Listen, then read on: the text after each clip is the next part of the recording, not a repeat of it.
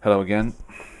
Let's make a short video about how to convert a scan using Grain2Pixel plugin for Photoshop. So very quickly, we're going to launch the plugin. I suppose that you've seen the first tutorial, so you know how to make a launcher. I'm just going to use it now without covering any more that topic. So first, we want to understand what all those buttons and I don't know, option buttons and tabs are what are they meant for. And let's start with this option button. It's a switch between digital raw, which are coming from digital cameras, and DNG files, which can come from scanners. These are files that needs temporary conversion actually into a linear TIFF. So that's why there's two categories, but it's pretty easy to make the switch. The linear TIFF files should come from scanners. You can get a linear TIFF out of your scanner. I'm using an Epson, I think V700, and I can get linear TIFF files with ViewScan. I can produce it with Epson Scan. I can produce it with Silverfast. So producing a linear TIFF files is not anymore a secret. In one of the future tutorials, I will show you how to create a linear TIFF with ViewScan. For the moment, I'm going to use for our experiment the digital raw and DNG files. Here we have this tab called File Setup, where it's pretty intuitive. Here you have the source files, and here you're going to select your file.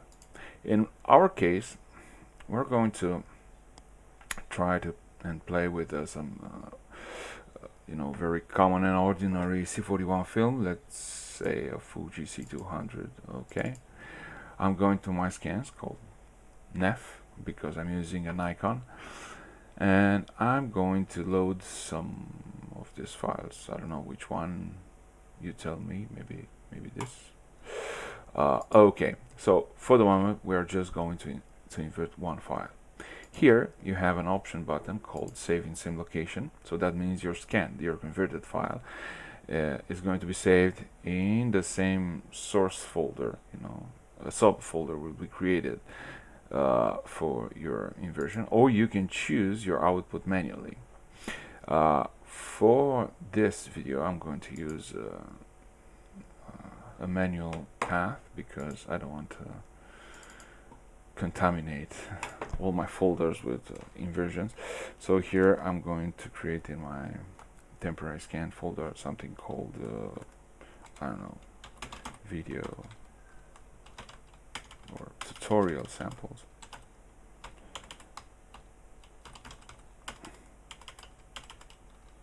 Jesus. Okay.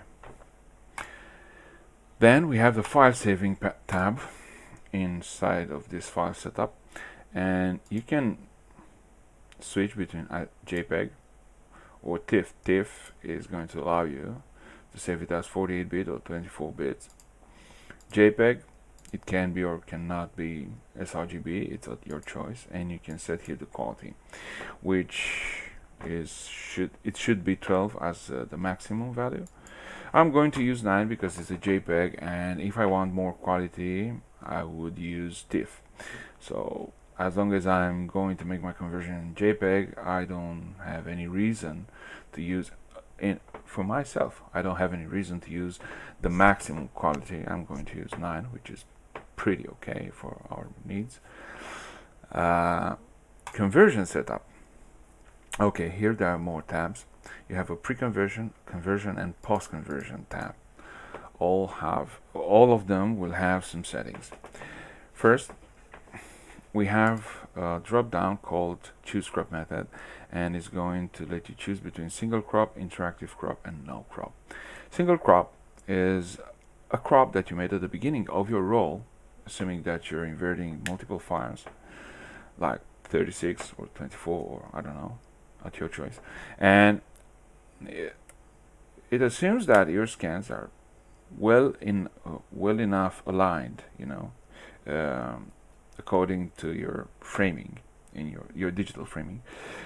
So you can make a single crop at the beginning and that curve can be reproduced on all frames with a very high success rate. That means your frames are aligned. They stay in the same position in every shot, every digital shot you take. When your frames are disaligned, you can use interactive crop. That means it's a frame by frame crop, and every time at the beginning of the conversion of a file, you are going to be asked to crop your image, and then the conversion will occur. And you have a no crop option, which is for guys like me, for example, which are able to scan their negatives in 1:1 ratio without borders, and the scanned frames are staying aligned 1:1, filling the digital frame. So in this case, you don't need any crop. You just shoot with no crop and scan with no crop. Actually, not scan, convert with no crop, and that's it. You have a film-based sampling here. I recommend the auto mode, and this is going to auto sample actually the film base of your negative and use it in the conversion algorithm. There's a LCC here, light cast correction section, which is going to be covered in another tutorial, not now. In the conversion, we can enable or disable the engine, and I recommend you to keep it enabled. There are few cases when you should disable it, and that's when you're going, and it's going to be a tutorial, of course, in the future, how to actually convert a stitched, scan. For guys who are doing multiple scans of a single negative, and they need to stitch, and you want to stitch images which are not yet converted. Anyway, so for this experiment, we're going to keep the engine, checked. We have here a color cast remove, and I want to use the smart option. There are three versions of it: non, smart, and extra. The smart color cast remove says it works like the algorithm checks the image, and if the image doesn't need the color cast, because not all of them color cast remove, so it won't be applied. Not all images needs a color correction. Some of the frames of your film, especially those which are not shot in good lighting, like indoor or in the shadows, in the shade of a house or something like that, you might want some color cast remove, and that's why I'm using this option called Smart. The extra is going to perform some more aggressive color cast removals for films which were, for example, cross-processed like Cinestill 50D in C41 or Cinestill 800 in C41, stuff like that. For this experiment, we're going to use the smart option, and we have here the auto light balance, which is going to give us a good exposure and light balancing our scan. You can enable or disable it. Keep files open after conversion. That means it's pretty easy, so you might want your files open after converting them. If you convert, like, for example, 200 files, you might think twice if you are going to have this option checked, because in Photoshop each file is going to be fully open and is going to eat some of your RAM. So if you have enough RAM, no problem, but think that, for example, for me, a roll of TIFFs in 24 megapixels, it's okay, but I have 32 gigabytes of RAM on this machine. If you have less, and if you intend to, I don't know, or you're doing conversion of very big files coming out of your scanner, not necessarily from your digital camera, like I don't know, 100 megapixel scans, DNG or TIFF coming out of your Epson. Don't use this if there are more than one file. Okay. Post conversion, here I have a generate contact sheet option, which means that when we convert the roll, we're going to get a matrix, a contact sheet of all of our scans, and also we have some action slots. We can apply at the end of conversion some action sets that we already own.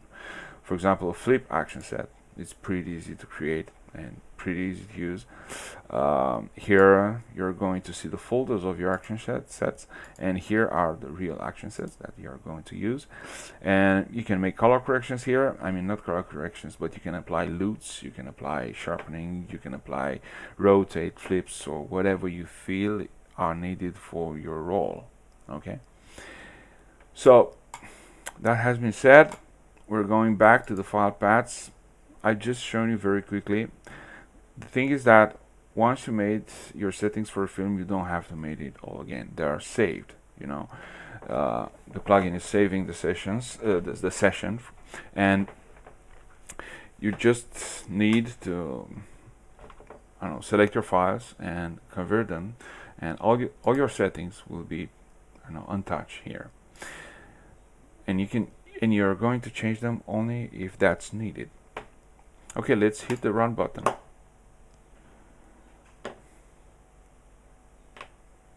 And let's see what happens. Okay, so the inversion is finished.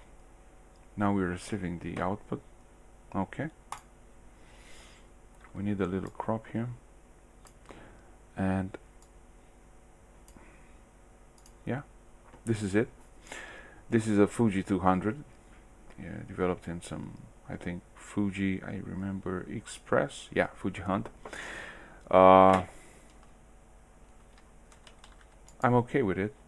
I feel there are not much changes to be done. Maybe some dust here, maybe a little bit of a crop on the bottom.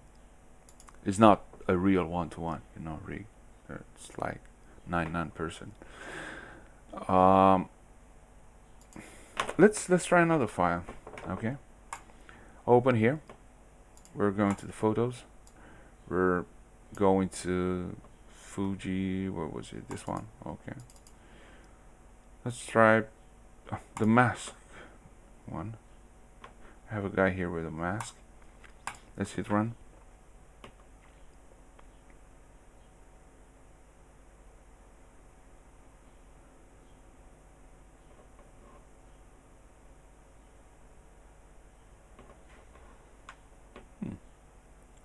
Good.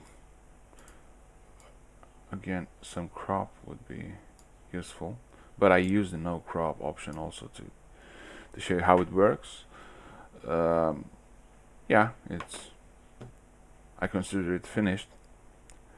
Another Fuji 200. Let's invert another file. Let's invert some motion picture. Let's try some 250D, which is kind of Vision 3 250D for guys who are not familiarized with this film. It's a motion picture film. This was, I think, pushed to 400. So let's use one of, I really don't remember what was here. Let's use this one. Let's hit run. So it's a bit underexposed, like a stop.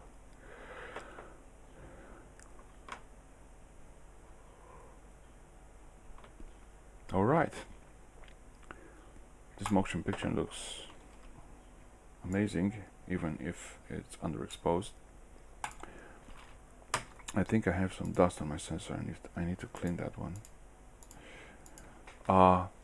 Yeah, this is how it works. And we'll keep in touch, and I will keep making tutorials to show you all the features of this little plugin. Until then, let's develop and scan more.